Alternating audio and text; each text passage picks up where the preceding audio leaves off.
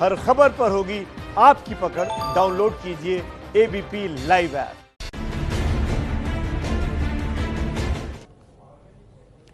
देखिए, चीन के इशारे पर नेपाल जो है वो भारत के खिलाफ चालें चल रहा है, लेकिन नेपाल के घर में अब घमासान मचा है। बड़ी खबर यह आई है कि प्रधानमंत्री ओली की कुर्सी खतरे में पड़ गई है, क्योंकि साथी नेता हैं प्रचंड ने ओली से इस्तीफे की मांग की है।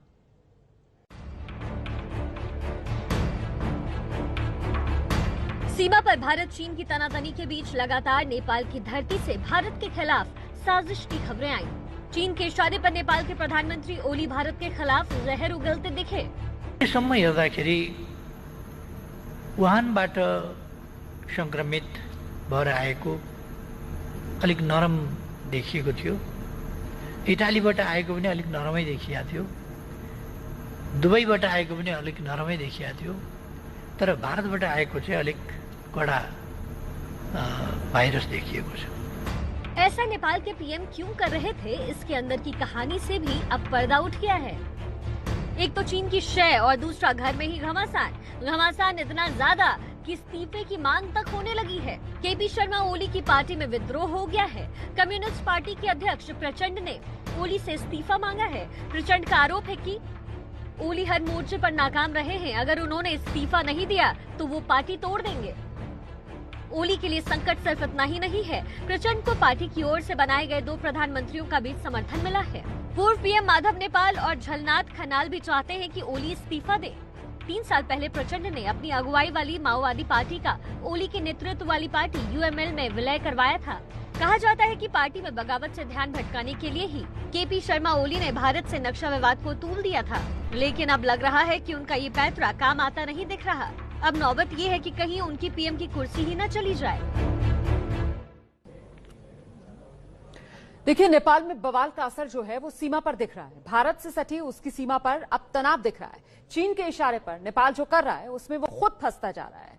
आप तक सही खबर पहुंचाने के लिए एबीपी न्यूज संवाददाता बॉर्डर पर हैं। सबसे पहले नेपाल बॉर्डर से निधि श्री की रिपोर्ट आपको दिखाते हैं। सत्ता और चीन के बीच फंसी नेपाल की जनता।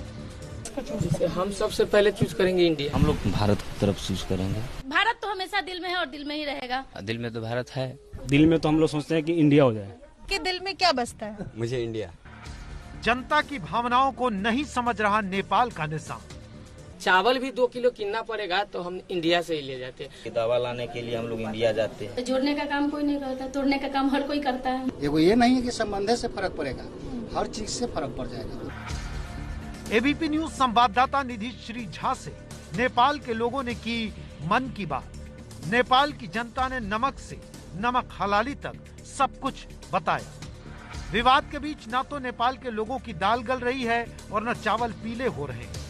दवाओं के पर्चे पर नाम है पर दवा नहीं है। समझिए कैसे नेपाल में बिन भारत सब सून है। निधि श्री झा से एबीपी न्यूज संवाददाता निधि श्री झा नेपाल के सरलाही जिले के फेनहारा गांव पहुंची ताकि चीन की चालबाजियों में फंस चुके नेपाल के निजाम को उनके आवाम की आवाज सुनाई दे। जो नमक होता है ना, नमक भी इंडिया का ही खाते हैं। इंडिया से ही आता है नमक। यहाँ जितना भी तराई में जितना भी आदमी है वो सब इंडिया से ही जीता है। जो मिल रहा है वो 5 गुना महंगा है। 15 रुपए किलो का नमक 60 रुपए किलो तक पहुँचने का दावा है। लेकिन नेपाल की सरकार अभी भी जनता की भावनाओं को नहीं समझ रही। कोई सामान लेना भी होता है, जैसे धागा, छोटा सा धागा है तो नेपाल में जाते तो 7-8 रुपया में मिलता है, इंडिया में जाते तो 3 रुपया में। तो जैसे हमारे गाँव सिलाई भी है तो इंडिया में यहाँ पे बैठे तो 400 ऐसी मिलता है, नेपाल में 500 नेपाली मिलता है। तो हम लोग कैसे जिएंगे? लेकिन अब नेपाल की सरकार का ताना बाना चीनी धागे से बुना जा रहा है, जो नेपाल की जनता को चुभ रहा है। पर सरकार चीनी चादर में ढक चुकी है। चाइनीज सामान से तो हमारा कुछ सहूलियत है नहीं, जैसे इसलिए कि चाइना को हम कुछ जानते ही नहीं है तो हम चाइना के नाम क्यों लूं। नेपाल से हमारा जो संबंध है, जो हमारा खाना भी, चावल भी 2 किलो किनना पड़ेगा तो हम इंडिया से ही ले जाते हैं। तो चाइना तो हम नहीं जा सकते, काठमांडू थोड़ी जा सकते, पहाड़ टप कर थोड़ी जा सकते। इसलिए कि हमारा ये दोनों है तो हम यहाँ पर चल कर जा सकते, फिर चाइना में नहीं जा सकते, इसलिए कि हमारा चाइना से कोई संबंध नहीं है। नेपाल के लोग चीन से कोई संबंध नहीं रखना चाहते। नेपाल के तराई क्षेत्र में रहने वाले लोग, जिनको मध्यदेशी या ठेठ में मधेशी कहते हैं, ये चीन के मुकाबले भारत से इनकी संस्कृतियां ज्यादा मिलती हैं। रहने का ढंग हो, खाने पीने का ढंग हो, भाषा हो, ये सब कुछ भारत से मिलता है। और ऐसे में जब नेपाल और भारत के बीच तल्खियों की खबरें आई तो सबसे ज्यादा ये लोग ही उदास दिखाई दे रहे हैं।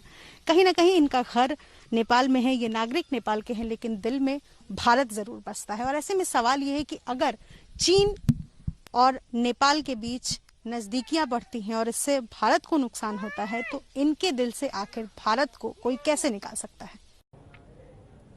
तो निधि की आपने रिपोर्ट देखी और एबीपी न्यूज संवाददाता मनोज वर्मा हैं, वो पहुंचे उत्तराखंड में धारचूला जो बॉर्डर है भारत और नेपाल का है। यहां काली नदी का पुल बंद कर दिया गया है। पुल के पास नेपाल ने सुरक्षा बल खड़े कर दिए हैं। रिपोर्ट देखिए।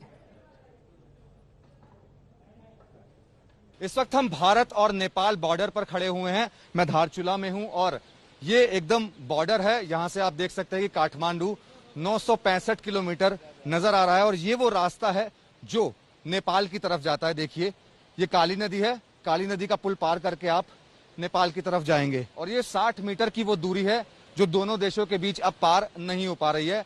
दोनों दरवाजों पर अब ताला लगा है और इस ताले की जो वजह बताई जा रही है वो वजह है चीन। चीन के बहकावे में आकर नेपाल ने भारत के साथ अपने संबंध खराब कर लिए हैं। यही वजह है कि अब जो व्यापार हो रहा था नेपाल के साथ, या फिर ये कहें कि भारत का नेपाल के साथ रोटी और बेटी का रिश्ता था, वो कहीं ना कहीं उस रिश्ते में खटास आती जा रही है क्योंकि चीन लगातार नेपाल को भड़का रहा है। यहाँ के स्थानीय लोग हमारे साथ मौजूद हैं, उनसे बात करते हैं। सर, कितना पारिवारिक और व्यापारिक रिश्ता था और कैसे वो खत्म होता जा रहा है अब? हमारे नेपाल इंडिया का तो काफी अच्छा संबंध था।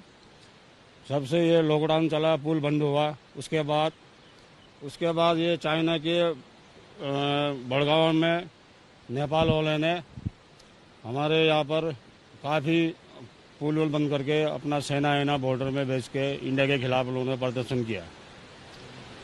और अभी तो फिलहाल तो अभी पुल बंद ही है। जब तक समझौता नहीं होता है तो पुल खुलना मुश्किल ही है। आप लोग यहाँ से आसानी से जाते थे, कोई कार्ड नहीं दिखाना होता था और सामने ही नेपाल है एकदम? हम यहाँ से बहुत ही इजीली जाते थे नेपाल जाना आना में, कोई कार्ड आर्ट की जरूरत नहीं थी। हम अपने जरूरतमंद सामान ला भी सकते हैं, ले जा भी सकते हैं। यहाँ से नेपाल आना जाने में कोई दिक्कत नहीं सर। क्या आपको लगता है कि नेपाल को क्या दिक्कतें आ रही होंगी? नेपाल को तो काफी दिक्कतें हैं। उसे बॉर्डर में रहते हैं नेपाली, उनको तो काफी दिक्कत, क्योंकि उनका रोजगार यही था। जो भी मजदूरी करना, जैसे वो जो भी ढुलान गाड़ी का, वो जो जितना भी बॉर्डर के यहाँ पे जो बॉर्डर के लोग रहते हैं तो उनको तो बहुत ही दिक्कत है। लेकिन जो हम बॉर्डर में रहते हैं, जो हम इंडियन आदमी है, हमें तो कोई दिक्कत नहीं है। पुल से हमें कोई दिक्कत नहीं है। पुल तो हमारे उससे कई सालों तक बंद रहे, हमें कोई फर्क नहीं पड़ेगा। लेकिन फर्क उनको पड़ेगा जो बॉर्डरों में। वहाँ तो ऐसा है कि अभी इस समय तो वहाँ उन्होंने कुछ लोगों ने वहाँ पे वीडियो भी वायरल कर रखा है कि भाई हमें इतनी दिक्कत आ रही नेपाल के अंदर। नेपाल गवर्नमेंट को कह रहे हैं कि हमें रोटी नहीं मिल रहा, हमारा रोजगार क्या बोला इंडिया से था। जब से धारचूला से लिपुलेख तक सड़क बनी है, इसकी वजह से चीन बौखलाया हुआ है और वो लगातार नेपाल को भी भड़का रहा है और तभी से ये रास्ता जो है बंद है। इतना ही नहीं, जैसा कि हमने आपको बताया कि जो मालपा जगह है वहां पर जो नेपाल है उन्होंने अपना एक हेलीपैड भी बना लिया है। उसके अलावा वहां पर कुछ अपने टेंट भी लगाए हैं। तो चीन के बहकावे में लगातार नेपाल इस तरीके की हरकतें कर रहा है। लेकिन स्थानीय लोगों का यही कहना है कि अगर कुछ दिन तक और ऐसा चलता रहा तो सरहद पर रहने वाले लोगों के लिए बहुत ज्यादा दिक्कतें बढ़ जाएंगी जो नेपाल में रहते हैं। नेपाल बॉर्डर से कैमरामैन आदेश नायर के साथ मनोज वर्मा, एबीपी न्यूज, धारचूला।